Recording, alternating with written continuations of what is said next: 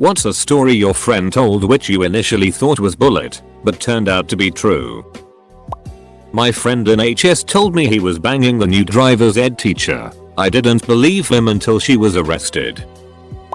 In 9th grade, during the middle of our teenage angst, a friend in our clique was bragging about banging this pretty hot chick. No one believed him until we all found out she had gotten pregnant.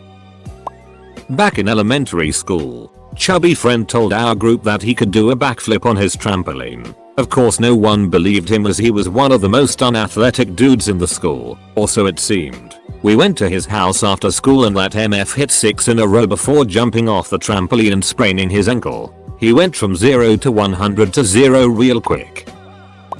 My mom swore up and down that she did coke partied with Aerosmith regularly. For years and years she told me the stories about being a groupie and I just didn't buy it. Don't know why, because she lived in the valley and was a major partier. One day we see Joe Perry at the Ritz in LA. He ducking remembered her as soon as she said her name. I'm still not over it. Edit. Disclaimer: I am still in high school. My mom was already in her 30s and married when I was born, so unfortunately I am not any of Aerosmith's offspring. That would be cool though. Also thanks for 4k upvotes. Wow. Didn't expect that. Lol. Own copyright AO and copyright A-ring. Had a friend that lied about pretty much everything.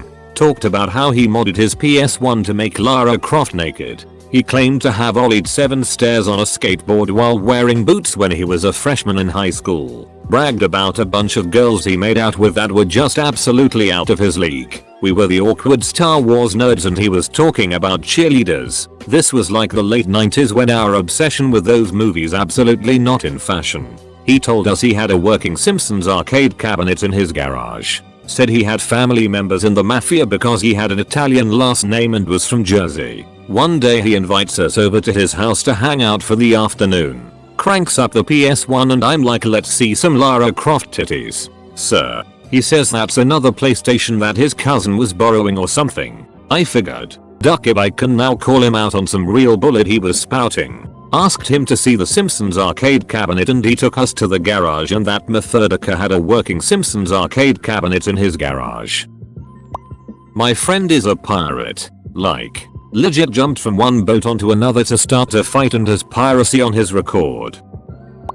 My best friend in college was a non-traditional, way older, student who said she used to be an onstage go-go dancer for Rob Zombie. She's super nice and has a lot of stories like this. Working in a strip club in LA and being paid to pee on a young John Turturro. Working as Sasha Mitchell's nanny and talking to police during the domestic charges. I didn't believe most of the stories until we were hanging out one night and Rob Zombie walked in the side door without knocking holding a gift. An old Super Nintendo he found at a garage sale.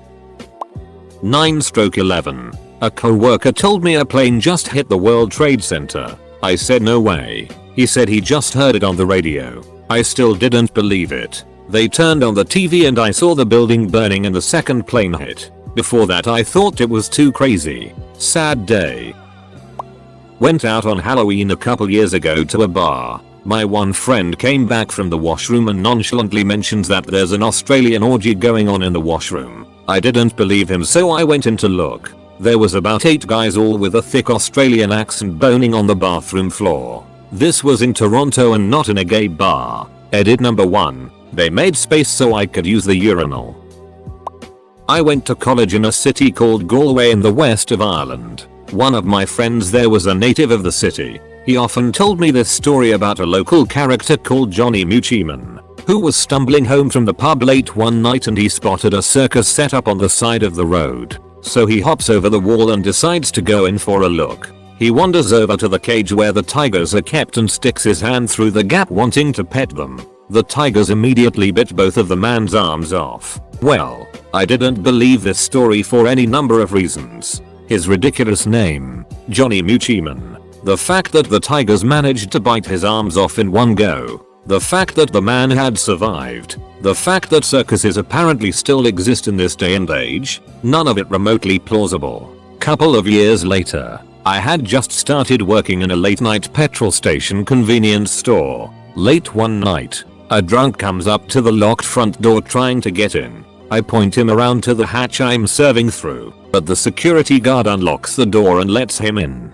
He tells me this is Johnny. He and the store manager are the only two people you're allowed open the front door for. This seemed odd to me, cause he looked like a random tramp off the street. That's when I realized the guy's sleeves were dangling. He had no arms. That night, and many other to follow that summer, I had to sell cigarettes to Johnny Muchiman. This involved taking money out of his trouser pocket and replacing the change. It also involved opening the cigarette pack, putting a cigarette in his mouth, lighting a match and then putting the cigarette box and matches in his jacket pocket. Postscript. A few weeks later I met a friend of mine who worked as a barman in the city. We got to talking about Johnny Muchiman. Apparently, he drank a lot in the bar my friend was working in.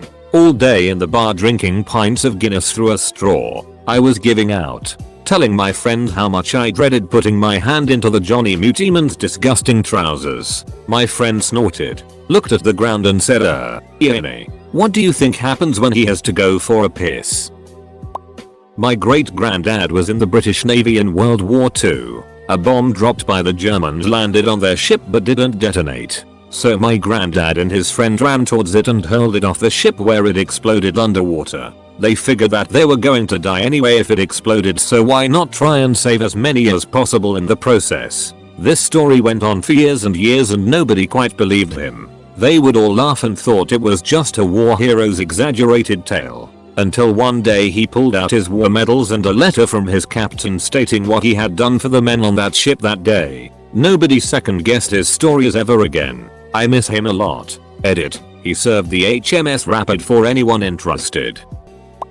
He claimed that Bluetooth technology was named after a 10th century king, King Harald Bluetooth Gormson. The king united Denmark and Norway, just like the wireless technology united computers and cell phones. That his dad had 40 guitars. This is when I was in high school and everyone was scrounging up money to start a band called Bullet. Went over to his house after school and holy duck. And that's how I ended up playing bass in a Ritty high school band. The drummer knew every chord song but not much else. The guitarist knew Hotel California but not much else. And I knew the bass line from the Cake version of I Will Survive. Yeah. This did not last past summer. At a party in 2008 or 2009, a random guy who apparently had a cousin who worked in Hollywood told me he knew a lot of celebrity secrets. I didn't really believe him and asked, like what? And he told me Tom Cruise and Katie Holmes' marriage was a sham, and they had a contract to stay married for 5 years. I thought it was total bullet and he just wanted attention at the party. But then they divorced after 5.5 years and reached an agreement only a few days after filing. I wondered if there was something to what he said. Two of my friends shared a story about the times that both got drunk and joined the Communist Party of Wales and Communist Party of Croatia respectively. I thought they were both trolling me until they showed me the proof. I both want to and never want to go out drinking with them again. Her aunt took such a huge D that she was partially paralyzed for a few months from the legs down.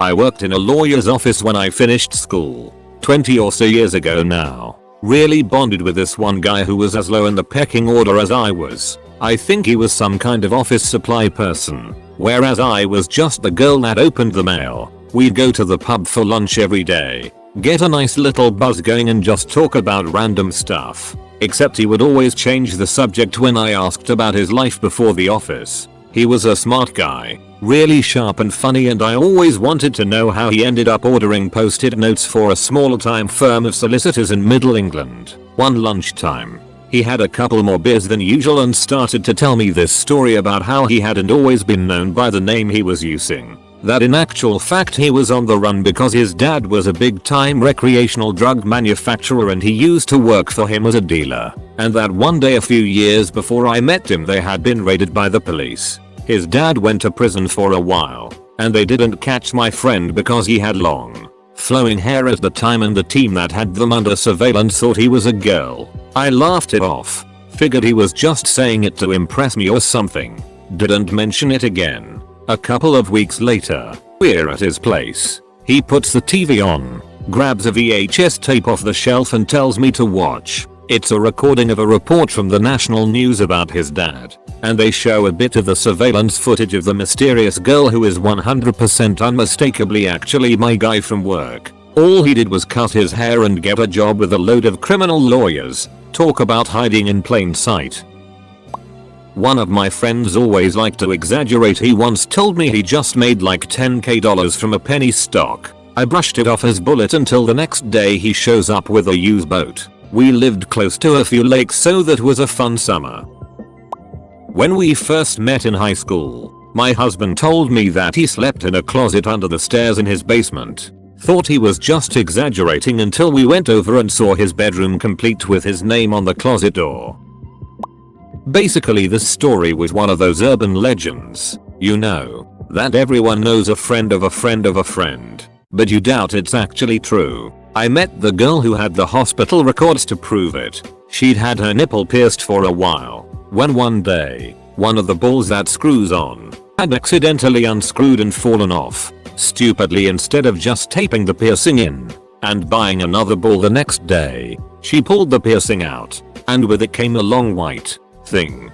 So she cuts it. I don't know why. It's herself. Vomits. Blacks out. Wakes up in hospital. She cut a nerve. An actual nerve. So yeah. I heard the story from a friend about her friend. Didn't believe it. Met the friend. It's gross.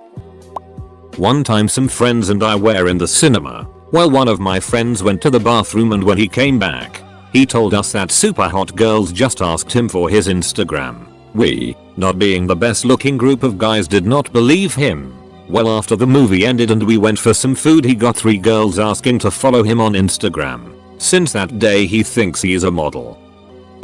My college housemate came out of his bedroom looking like he had been through the ringer early one morning after we moved into a new place. He told me he had sleepwalked, woke up to a gun in his face at 3 AM, ran the wrong direction, and ended up almost at Walmart, 2.6 miles according to Google Maps, before a guy came out of his house who called his police officer brother-in-law. The police officer drove his home. Didn't believe he had made it that far. But I drove to Walmart later and saw a house that was the exact description my roommate had given me. Then throughout the day both the cop and the homeowner came to check on him. He has a history with sleepwalking, but not 2 miles. There are no rats in Alberta, Canada, a landlocked province. And if you see one, you are to report it to the Rat Patrol, and they come out in full force to remove said rat. Alberta's Rat Patrol, $Department Det Docs NSF Allagdex 3441. It's actually a thing. That he was recruited to play football at Notre Dame. He was from a very small area. I called BS, and was proven wrong. After looking into it, he held a lot of offers, just didn't have the grades. That his friend rolled a blunt full of hair and smoked it for $20. There was video for proof that I eventually saw, and it was disgusting. So, my friend who I work with always seemed to tell little white lies. He's half Filipino, half English, and on his birthday last year, he said he received a card at work from a guy called Wolfie who literally ran in, dropped the card off and ran out. I didn't believe this until it happened again this year. A couple weeks ago after watching the CCTV footage. The card read, "Dear Chinese boy who works here, happy birthday, Wolfie." That was it. Nobody knew who Wolfie was, nor how he knew my friend or his birthday. He also dropped one off at Christmas, and this guy Wolfie runs in with his hood up, drops the card at reception and runs out. Super weird. I worked with a guy who had insane stories about his super hot boyfriend, his rich uncle who lived in Texas, and his frequent trips to go see his favorite football team. I always kinda indulged the guy. I figured we worked at a Ritty chain grocery store cashiering, and he had nothing better to do at work than fantasize about a better life. Until he came in off shift with said super hot boyfriend and showed me selfies they took from the pro football game they'd gone to a week earlier. Dude was really living his best life. Edit. Thanks for the silver stranger. I went through a breakup one time, and kinda went crazy. I took all my money out of the bank, bought enough supplies to last me a good while, and disappeared into the mountains of Georgia. When sophomore year of college came around, I changed from a psych major to a biology major because I had lived out there for 2 months. No one believed me until my dad was visiting my dorm and thanked me for all the deer meat I had given him when I came back. A man I met told me he works with rockets. Thought he was just lying and trying to impress catfish me. Turns out, he's an aerospace engineer at NASA and is now my fiance. That an ex cheated on him, so he slept with the other dude's mom as revenge. My friend arrived to my 5th grade class and told me she had 13 siblings, 1 dead, and moved most recently from Jamaica. All true. When we first became friends, she told me her family has tigers and a bear as pets. Kid in grade 4 said he had all 3 Egyptian god cards from Yu-Gi-Oh! Thought he was lying until he brought them to school one day. From that day on he became a legend. My boyfriend was half Chinese and told me his Chinese grandparents kept entirely black chickens with black flesh. I showed him Stardew Valley and it reminded him of it, and I thought no, surely not. But I researched it and yes, entirely black mother cluckers do indeed exist. I had a high school college friend who was normally a good AF dude but had anger problems when he drank. Call him Julius. His GF cheated on him and left him for one of his other really close friends. Call him Mark. A couple weeks later, Julius was at a party. He got drunk and wandered off. Mark's car was parked a few blocks away from that party and was found vandalized and broken into. Julius swears up and down he didn't do it. I said I believed him but was really skeptical. Just seemed like something he'd do when drunk and it was a lot of coincidence. Police talked to him a couple of times and Julius is in the process of lawyering up. Next weekend comes and there are several more vandalized burglared cars in the same neighborhood and they caught the guy on video doing it. Definitely not Julius. I honestly couldn't believe he didn't do it, but he was telling the truth. My big brother and his friend used to regale me with stories from their time in the military, and one of the main characters was this Paul Bunyan type who was always the strongest, fastest, baddest of them all. Many were his feats and exploits. Later on, when I was in college, my best friend actually used to tell me the same stories from the time he was in the military, and wouldn't you figure, they were the same stories of the same guy, only this time my friend was the star. I used to feel bad for him that he had so little self-esteem that he would pretend to be what I already knew was an urban legend. But I never let on. My friend struggled a lot with depression and went on to kill himself. The devastating weekend that I went to his home to help his mom and girlfriend pack up his stuff, I found his stash of military mementos. There in the pile was concrete evidence of every over-exaggerated adventure I had ever not believed. I had been friends with the man my brother and his comrades idolized, but had never put 2 + 2 together. And I had always referred to him by his nickname and not the full name they knew him by, so they never guessed either. I had talked about my friend as the kindest, funniest, most generous and sensitive person I'd ever known, but also as a person plagued by insecurities and feeling he was never enough. My brother's clan had spoken of him as a fearless hard ass who would stop at nothing to get a job done. We never realized we had the same guy. There was even an oil portrait of him commissioned by one of his senior officers, who made a habit of having paintings made of his favorite recruits, the ones he said would have portraits in the National Gallery someday. He would pay thousands of dollars for 2 original oils, so the story was told, and give one to the soldier and keep one for his Hall of Fame. The painting was in the back corner of my friend's closet, leaning with its face to the wall. It was signed on the back by the colonel, who called him a true leader. He died feeling alone and unappreciated. He was everyone's rock but never felt he could lean on anybody. If only I had believed who he was. I know I could have had dozens of grown-ass, accomplished men by his side making him feel like a king, telling him all about how he inspired them. It was a huge lesson, is all I can say to defend myself. And since it's Ash Wednesday, I'll add that every Good Friday, when they get to the part about the Roman soldier who crashed to his knees beside the cross and cried out, "Surely this was the Son of God." I know the feeling. I'll never forget the looks on the faces of my brother and his best friend when I told them how stupid we all felt at having thought ill of this man. My brother and his friend thinking he was a weakling who couldn't handle his problems, and me thinking he was inflating his own ego by talking about how great he was. Kinda like folks say about Jesus. TLDR, be careful who you underestimate. Full stop. Adam West was sitting in my section and was my table to serve.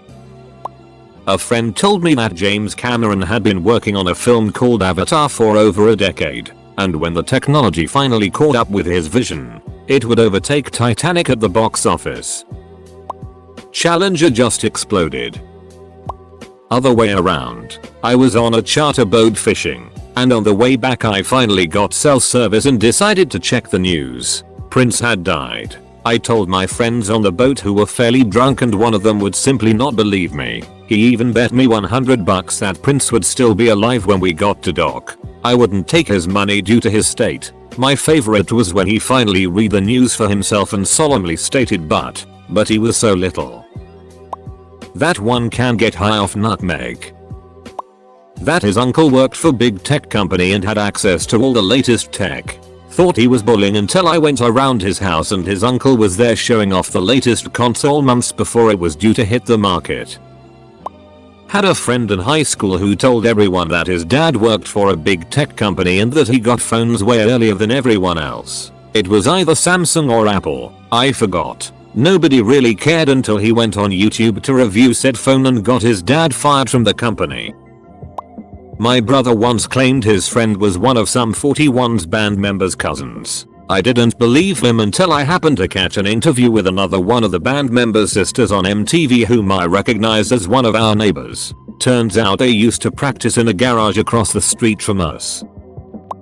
He's a tattooed metalhead who claimed that he grew up on a hippie commune in Northern Cali with Timothy Leary and Winona Ryder. I called Bullet. One day at work I was called to the floor. Thought it was a potential interviewee but it was just Winona who called me out for calling Bullet on mic. It was one of the most embarrassing and amazing moments of my life.